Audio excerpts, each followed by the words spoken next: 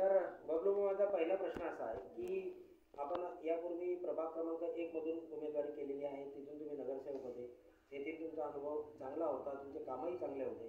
आता प्रभाग क्रमांक 13 मधून आपण निवडणूक लढवत आहे, तर नेमकं आपली माझी उमेदवारी या मुद्द्यावर तुम्ही काय सांगाल? मी सगळ्यात आधी आमदार साहेबांना प्रभाग क्रमांक 13 मध्ये उभं राहायची मागणी केली आणि त्यांना सांगितलं की भाऊ, मी प्रभाग क्रमांक 1 मध्ये आधी केलेले काम आहे, तुला थोडा त्याच्यामध्ये तुला अनुभव आणि भाऊच्या माध्यमातून मी तिथे कामं केलेली आहे, त्या हिशोबाने चला प्रभाग क्रमांक 13 मध्ये मागणी करून इथे विकासाचं भाऊच्या माध्यमातून थोडं राहिलेले कामं विकास वगैरे करू. आणि लोकांच्या समस्या भरपूर आहेत प्रभाग क्रमांक 13 मध्ये, म्हणजे पूर्ण मुक्ताईनगर शहरामध्ये सर्वात मोठा प्रभाग म्हटलं म्हणजे 13 आहे.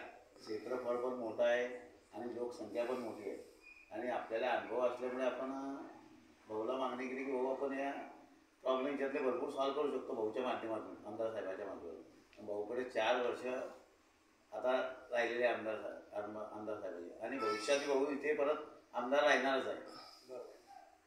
त्यामुळे आता भाऊंच्या माध्यमातून प्रभाग क्रमांक 1 प्रमाणे प्रभाग क्रमांक 13 मध्ये आपल्याला विकास करायचा आहे. हो. तर आता प्रभाग क्रमांक 13 मध्ये आपण प्रचार करताय, तर प्रचार करत असताना जनतेचे, सर्वसामान्य जनतेचे, मतदारांचे तुमच्याबद्दल मत काय आहे, तुमच्याकडून काय अपेक्षा आहे? त्यांचं म्हणणं होतं, भाऊ बबलू भाऊ, आम्ही तुम्हाला नक्की मतदान करणार, तुम्हाला निवडून देणार, पण आमच्या अपेक्षा तुमच्याकडनं भरपूर आहे. आमचे इकडे कामांचे रोड राहिलेले आहे, नाल्या राहिलेल्या आहे, पाणी समस्या आहे, पाण्याच्या पाईपलाईन टाकेले राहिलेले आहे. या समस्यांसोबत काही त्यांचे पगाराचे किंवा इतर काही जे छोटे छोटे कामं आहेत दाखल्यांचे, या संदर्भात तुम्ही कशी मदत करणार? इथे जसं सुशिक्षित वर्ग म्हणजे नोकर वर्ग जास्त आहे इथे, तर इथे ते पगार म्हणा त्या अडचणी इथे कमी आहे. ज्या जुन्या प्रभागमध्ये मला होत्या त्या इथे नाही आहेत. तिथे सर्वसाधारण वर्ग असल्यामुळे तिकडे त्या कामांची गरज होती, इथे नाहीये. त्यांचे एकच म्हणणं आहे इथे की आम्हाला फक्त तुम्ही निवडून आल्यानंतर आमच्याकडे लक्ष द्या.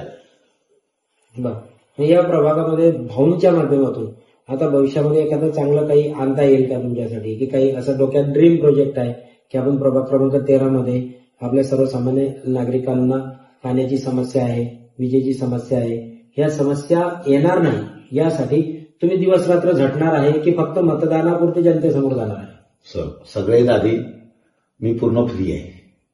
माझ्याकडे ना कोणतं दुकान आहे, ना कोणती डेअरी आहे, ना कोणतं असं की मी तिथे दिवसभर अटके राहील असं माझ्याकडे कोणतं काम नाही. मी ऑलरेडी 24 तास फ्री आहे लोकांच्या समस्या सोडण्यासाठी. म्हणजे 24 तास तुम्ही जनतेला सेवा देणार? हो. तर तुमची अनुक्रमांक आहे 1, निशाणी आहे धनुष्यबाण. तर तुम्हाला काय वाटतं की ही अनुक्रमांक 1 असलेली मतदानाच्या दिवशी ज्या वेळेला तुमचं मतपेट्या म्हणजे ईव्हीएम मशीन ओपन होतील, तर तो 1 नंबर तुम्ही विजयामध्ये येईल का? विजयामध्ये माझा 1 नंबर हा सिंहाचा वाटा राहील, कारण संजनाताईचा पण 1 नंबर आहे, माझा पण 1 नंबर आहे आणि भाऊ पण 1 नंबर आहे, आमचे आमदार साहेब पण 1 नंबर आहे.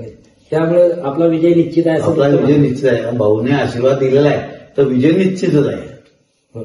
तर हे होते संतोष उर्फ बबलू कोळी, शिवसेनेच्या धनुष्यबाण या चिन्हावर उभे आहेत प्रभाग क्रमांक 13 मधून. या प्रभागात असलेल्या समस्या, या जनतेच्या नागरिकांच्या असलेले प्रश्न हे सोडवण्यासाठी ते प्रयत्न करणार आहेत. त्यांनी आपल्या भाषेमध्ये, सर्वसामान्य भाषेमध्ये जनतेशी ती अपील केलेली आहे आणि म्हणून अपेक्षा करूया की संतोष उर्फ बबलू कोळी यांना येणाऱ्या मतदानामध्ये जनता ही मतदान भरघोस मताने करेल आणि त्यांचा विजय होईल अशी अपेक्षा आपण वर्तूया आणि त्यांना शुभेच्छा देऊया. धन्यवाद. आपण भाऊ वाडेकर इन्फो न्यूजशी बोलल्याबद्दल आपलं खूप खूप आभारी आहे. धन्यवाद.